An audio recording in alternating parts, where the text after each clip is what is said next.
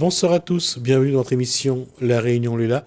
On va pendant 20 minutes être en zone libre avec notre guide Guy Roger pour quelques instants. On va parler de notre façon de regarder les choses. Est-ce qu'on prend encore le temps de regarder un moment, un arbre, les étoiles, la lune, prendre le temps d'apprécier quelque chose dans le temps qui est nécessaire?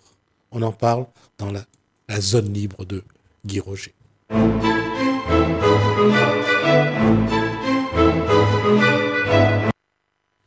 La zone libre. Mais est-ce qu'on se fabrique encore ces zones libres? Bonsoir Guy Roger. Bonsoir, bonsoir Gismi. Ben justement, on est tellement occupé que l'esprit n'est pas libre. D'où est venue cette conception qu'on a de la vie, qu'il faut vivre les choses à grande vitesse et en vivre en même temps 10? Juste un exemple que nous avons, nous, développé dans la vie. On aime, quand on rentre dans un restaurant où il y a un buffet, la seule chose qu'on a envie, c'est de manger à tous les plats. Alors que, je sais pas, il y a quelque chose qu'on aime bien et si on prend plaisir juste de manger ça, ça suffirait. Mais on veut goûter à tout. C'est probablement qu'on reste trop dans la superficialité et dans l'envie de se satisfaire immédiatement. Et en fait, on n'apprécie plus rien et on veut de plus en plus et il n'y en a jamais assez finalement. Alors que, tu vois, quand tu prends le temps, eh ben, c'est pas le temps qui te prend. Tu fais les choses comme les choses arrivent, tu vois. Mais là, depuis les années 70 et surtout les années 60, je dirais, avec l'émancipation de la femme, avec la pub, on nous disait toujours, il faut être comme ça, il faut être comme ça, il faut être habillé comme ça, il faut être habillé comme ça, il faut avoir les cheveux coupés et courts, il faut avoir les cheveux longs. Mais les effets de mode, ça a toujours marché. Oui. Et aujourd'hui, on nous dit, il faut manger, il faut aller à la restauration rapide. Ouais. Mais à quel moment l'être humain est, je dirais, dans la bonne posture pour dire non, je fais un choix. Ma vie, je voudrais prendre le temps de la vivre, de l'apprécier. Je crois que la plupart d'entre nous, on ne réalise pas encore que toute cette course frénétique, cette frénésie de vouloir gagner plus de choses est possible pour nous de s'arrêter parce qu'on est dans l'illusion que quelque chose nous sera gagné, on va gagner quelque chose là-dedans. Donc on continue à courir et en fait on ne prend pas le temps. Et justement, il faut que tu réalises que tout ce que tu fais, quand quelqu'un a réalisé que toute cette activité-là, la basodie, la bêtise, et puis il a rien en fin de compte, mais c'est là qu'il commence à prendre en compte vraiment de s'arrêter. Parce que là, il y a quelque chose qui va plus. Et la plupart d'entre nous, on va très bien, puisque on gagne. Donc on est bien dans notre, tu sais, dans notre petit confort, ma piscine, ma voiture, mon argent. Et tant qu'il y a ça, tant qu'il n'y a pas un coup de bombe sur la tête, ben, tout le monde continue pareil. Et c'est ce qui se passe avec notre société. Et l'autre chose, j'avais pris le restaurant comme élément de comparaison. C'est un petit peu quand on arrive au restaurant, on regarde la carte et on choisit un plat. Après, on se dit, mais est-ce que j'ai pris le bon plat? Est-ce que j'ai envie de manger? Est-ce que c'est ce qui va me faire plaisir? Ou peut-être que là-bas, ce que la personne a pris, ben, peut-être ça, c'est ça que je veux. Ou alors l'autre personne, c'est peut-être ça que je veux. Alors, entre le choix et le temps, on se dit, je veux goûter à tout, rapidement, et avoir tous les plaisirs qui émanent de ça. Qu'est-ce qui explique que l'homme est devenu si confus, si imprécis, et il ne sait plus ce qu'il veut finalement? Ouais.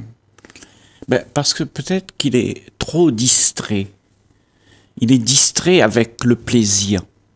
Et le plaisir, il y en a des centaines, d'innombrables plaisirs sur cette planète qu'on nous offre. Donc, comme on a peur d'être vide, d'être tranquille, d'être bien à l'aise dans un havre de paix, on a peur de ça. Parce que ça veut dire que tu dois arrêter tout ce que tu fais et qui te donne un plaisir. Tu comprends? Donc, quand tu es arrêté, tu as un havre de paix. Et dans ce havre de paix-là, eh ben, tu peux apprécier justement ce qui se passe. Mais quand tu es distrait et que tu veux tout à chaque fois, toutes les choses, eh ben, tu deviens confus parce qu'il y en a trop. Regardez, avant, si on revient aux années 60-70, lorsque les femmes de la famille mettaient le linge dans la bassine et allaient à la rivière, elles amenaient aussi le manger. Elles amenaient aussi quelque chose pour, voilà, pour dire, ben, on a fini le linge, on va aller tendre le linge sur les galets, et en attendant que ça sèche, ben, nous, on va profiter un petit peu. Oui. On aura les pieds dans l'eau, on va manger un petit quelque chose. Mais malgré tout, elles prenaient le temps Oui. de le faire. Oui. Un peu comme les lavandières dans les histoires de Pagnol. Ne serait-ce que dans la fille du puisatier, quand on voit la dame en train d'ouvrir le linge sur le sol, pour que, enfin sur l'herbe pour que ça sèche, on voit qu'il y avait malgré tout, on prenait le temps de faire les choses. Oui. Sauf que, tu vois, Gismi, ce que tu dis, c'est très intéressant.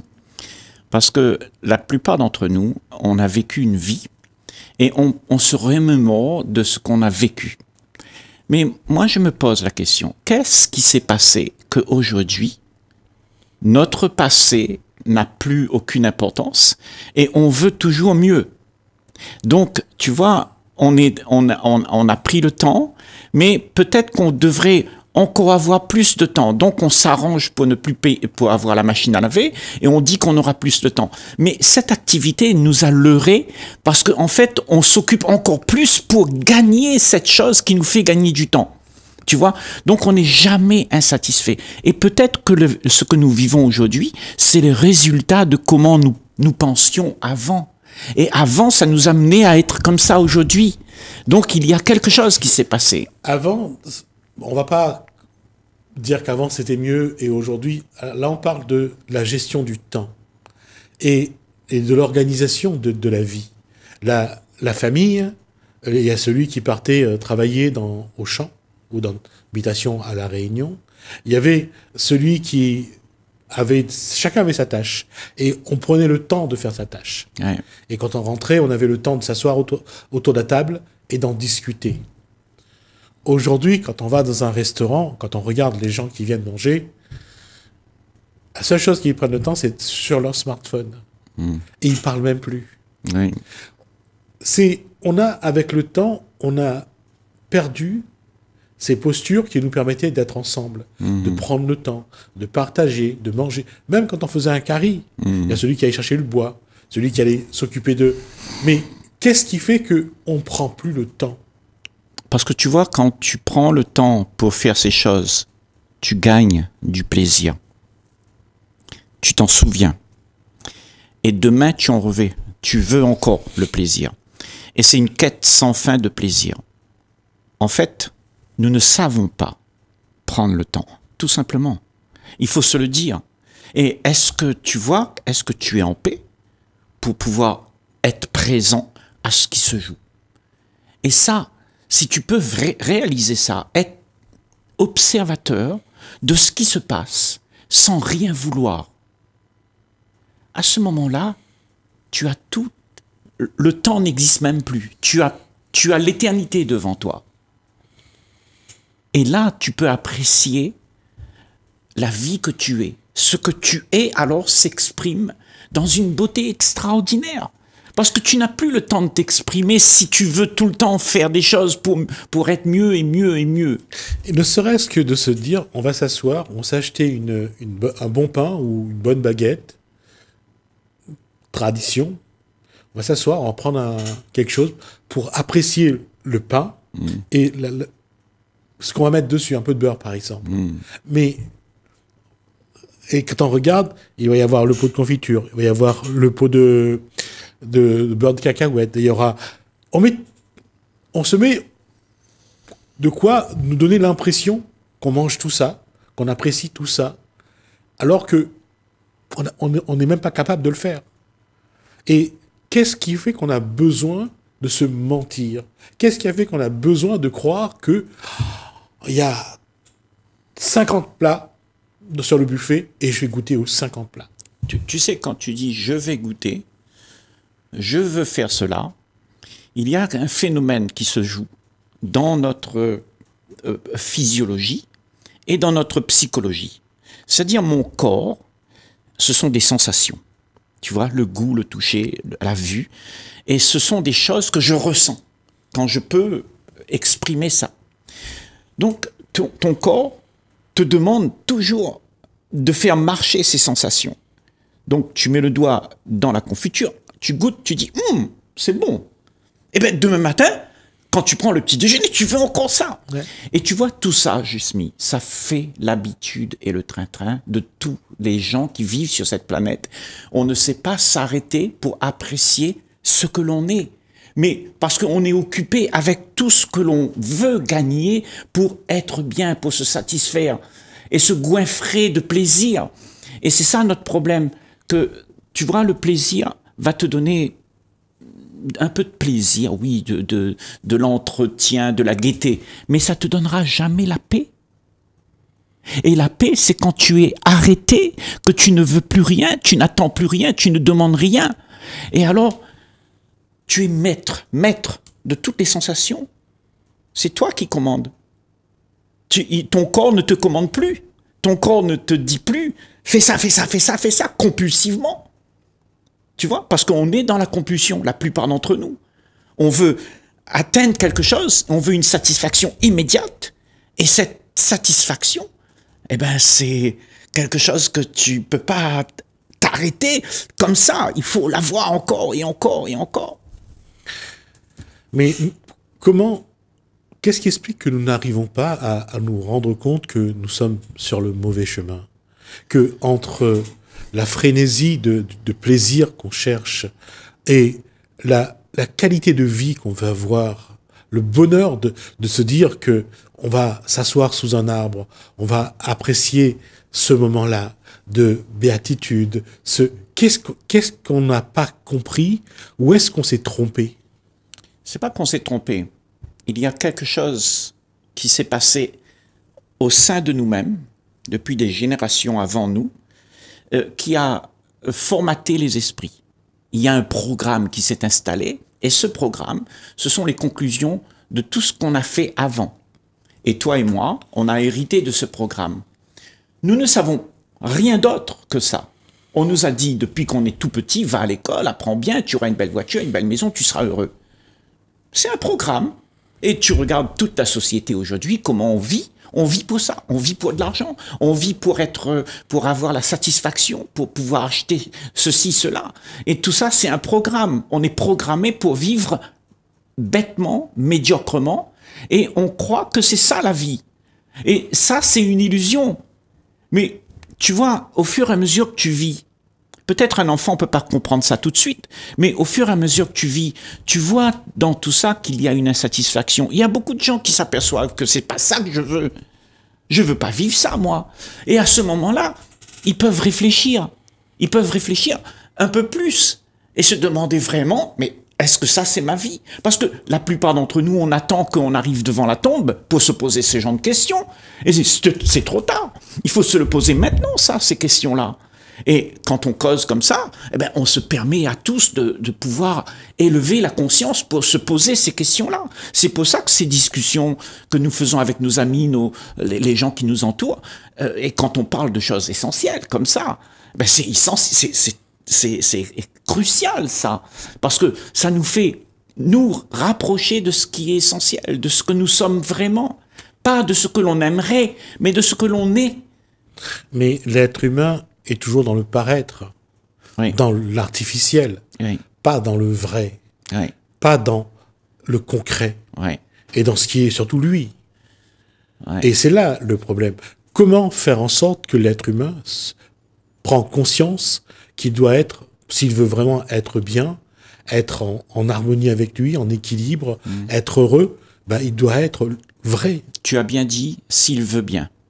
C'est quelque chose qui se passe seulement pour ceux qui sont prêts à accepter que la vie qu'ils ont, c'est pas ce qu'ils veulent. C'est à ce moment-là que ça se passe. Tu peux rien faire pour les autres. On n'est pas là pour sauver le monde. On est là pour se sauver. Et quand tu te sauves, peut-être qu'il y a quelqu'un qui va voir que tu es sauvé. Tu dis, mais comment tu as fait? Tu comprends? Et à ce moment-là, ça devient intéressant, nos relations. Parce que on est tous dans le même bateau. On est tous conditionnés. Gismi, toi, tu es autant conditionné que moi. Depuis que tu es petit, on t'a dit, va à l'école, apprends bien. Et on a fait tout ça. Mais on s'aperçoit aujourd'hui, toi et moi, qu'il y a un problème. Parce que c'est pas vrai. Parce que tout ce qu'on fait, tu vois, quand tu es petit, on te dit faire tout ça, tu es heureux, là, hein. Mais le jour où tu as tout ce on t'a dit comment tu devrais faire, eh ben, tu es malheureux. C'est là que ça commence tous les problèmes. Parce que nous écoutons à la propagande de tous ceux qui ont fait des conclusions, à la propagande du conformisme. Et nous avons une société conforme où tout le monde se stéréotype là-dedans. Comme tu disais tout à l'heure, chacun met les mêmes vêtements et on cherche toujours à avoir un regard de l'autre qui nous accueille. Donc c'est stéréotypé. On voit bien que dans la société française, au sortir des années 60, la mise en place de cadres de vie est quelque chose aujourd'hui qui est vraiment, qui s'est exacerbé, c'est devenu exponentiel. Il faut un cadre pour le téléphone, il faut un cadre pour la télé, l'ordinateur, le manger, s'habiller. On prend les codes qu'on nous envoie et il y a des gens qui rentrent là-dedans, mais d'une façon incroyable. Et ils se sentent, en tout cas, ils croient qu'ils sont bien.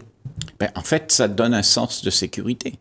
Parce que là, tu dis, avec ma télé, ben, je serai bien, je me reposerai, je serai dans un havre de paix, parce que ma télé me donne du réconfort, mon téléphone me donne du réconfort, ma voiture me donne... Donc, on met toutes ces choses sur un piédestal, on leur donne de l'importance, alors que l'importance, c'est pas ça. L'importance, c'est ta paix. Et il faut aller le chercher là-dedans, pas là-bas.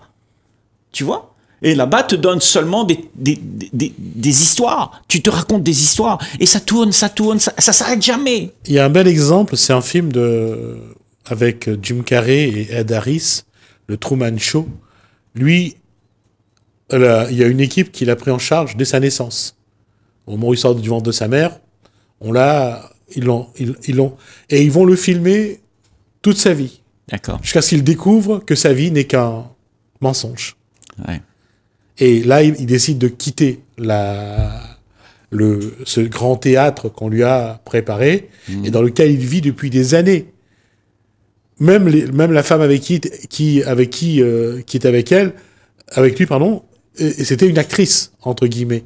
Et c'est pour ça qu'à un moment donné, est-ce que on préférerait un scénario bien, je dirais bien cadré, où il va rien arriver, ou bien une vie où ça peut être vraiment très bien, et en même temps, il peut y avoir des coups durs. Tu vois, cette scène que tu parles là, à mon sens, ça c'est nos vies. Tu vois, nos vies, elles sont comme ça. Et dans cette scène, il n'y a rien qui nous plaît vraiment parce que tout n'est pas à notre goût. Donc on rentre dans la scène et on essaye d'arranger la scène. On fait une scène à notre goût. Et ça, toute ta vie, tu dois t'y adonner pour faire que les choses soient à ton goût. Mais ça n'arrive jamais parce que il y a tellement de paramètres que tout vient s'embrouiller. Donc, si tu es dans cette scène, mais tu peux t'élever un petit peu, être observateur de ce que tu vis, à ce moment-là, tu ne fais rien pour essayer d'arranger la scène.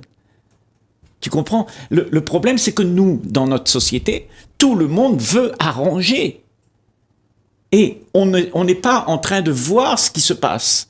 Donc, si tu vois le désordre, peut-être que tu peux faire quelque chose. Mais si tu es tout le temps en train de réparer, ben tu crées encore plus de désordre.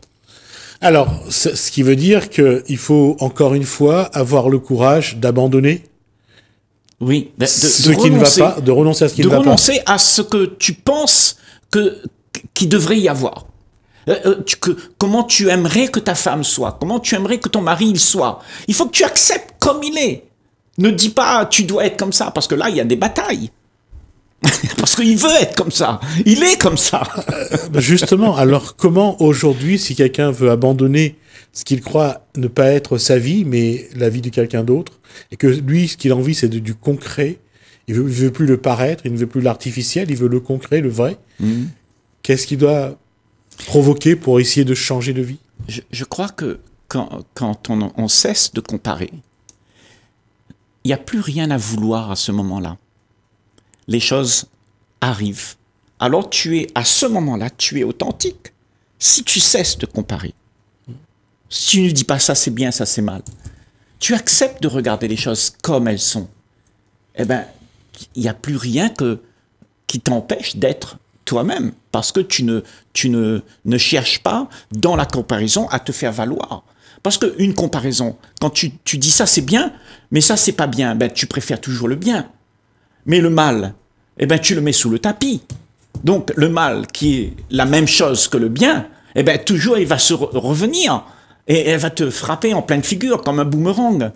Moi je dis, regarde les choses, ne juge pas, ne dis pas que c'est bien ou c'est pas bien, accepte que ce soit un ensemble que tu ne peux pas diviser.